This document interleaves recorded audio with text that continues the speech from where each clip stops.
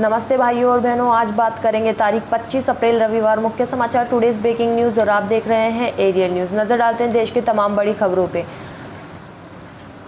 Delhi high court on corona tsunami. Delhi high court ने आज अस्पतालों को ऑक्सीजन की आपूर्ति के मुद्दे पर अपना रौद्र रूप दिखाया और कहा कि जिस किसी ने ऑक्सीजन की आपूर्ति को रोका या रोकने की कोशिश की उसे फांसी दे दी जाएगी।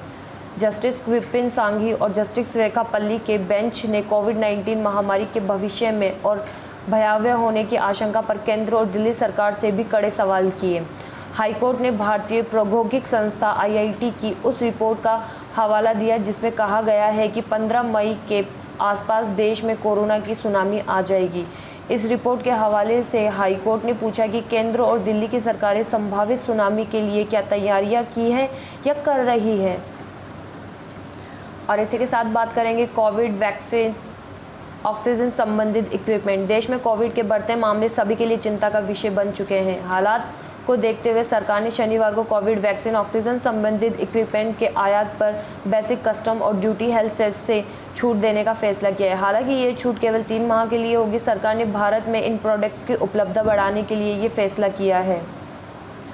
और इसी के साथ बात करेंगे ऑक्सीजन की कमी से 20 मौतें। दिल्ली के अस्पताल में ऑक्सीजन की कमी के लिए मुद्दे पर शनिवार को हाईकोर्ट में केंद्र और दिल्ली सरकार के बीच तीखी बहस हुई। जस्टिस विपिन सांघी और जस्टिस रेखा पल्ली की बेंच की ओर से महाराजा अग्रसेन अस्पताल की एक याचिका पर सुनवाई के दौरान जयपुर गोल्डन अस्पताल में ऑक्सीजन की कमी से 20 मौतों का मामला भी उठा।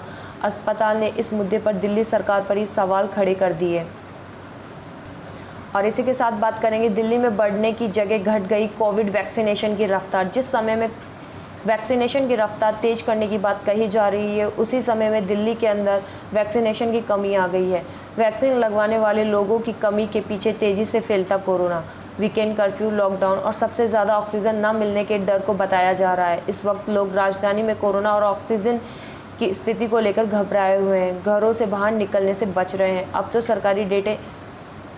तो सरकारी डेटा में भी इस बात का जिक्र किया जा चुका है कि वैक्सीन काफ़ी कारगर है। स्वास्थ्य मंत्रालय के मुताबिक कोवैक्सीन के दोनों डोज लेने वाले लोगों में 0.4% और कोविशील्ड लेने वालों में 0.3% लोग ही संक्रमित हुए हैं।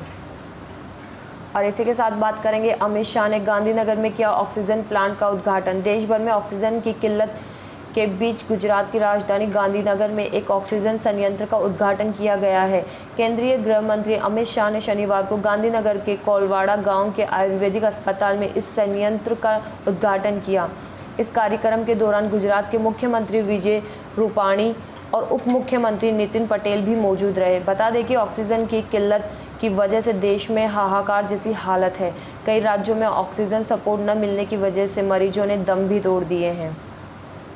और इसी के साथ बात करेंगे टूटकर कहां आ गया बिटकॉइन और अन्य क्रिप्टो करेंसी में शुक्रवार को तगड़ी गिरावट देखने को मिली। इसकी वजह अमेरिका में बाइडेन प्रशासन के एक संभावित फैसले को लेकर पैदा हुई चिंताएं हैं। अमेरिका में कैपिटल गेन्स करों को बढ़ाने की राष्ट्रपति जो बाइडेन की योजना है और इसे लेकर चिंताएं हैं कि डिजिटल एसेट्स में निवेश में कमी आएगी।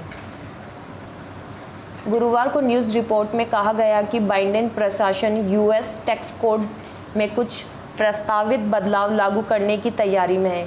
इन बदलावों में $10 लाख से ज़्यादा कमाने वाले लोगों के लिए कैपिटल गेन्स पर टैक्स को लगभग दोगुना करके 39.6% करने का प्लान भी शामिल है। और इसी के साथ बात करेंगे छत्तीसगढ़ न्यूज़।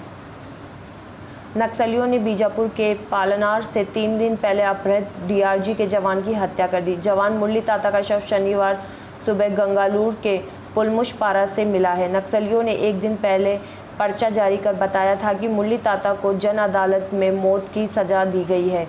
बीजापुर के एडिशनल एसपी पंकज शुक्ला ने जवान की हत्या किए जाने की पुष्टि की है। और इसी के साथ बात करेंगे ऑक्सीजन पर दिल्ली हाई कोर्ट में सुनवाई। महाराजा अग्रसेन हॉस्पिटल ने ऑक्सीजन दिलाए जाने की मांग को लेकर दिल्ली हाई कोर्ट का दरवाज़ा खटखटाया तो जज का गुस्सा 7वें आसमान पर चला गया।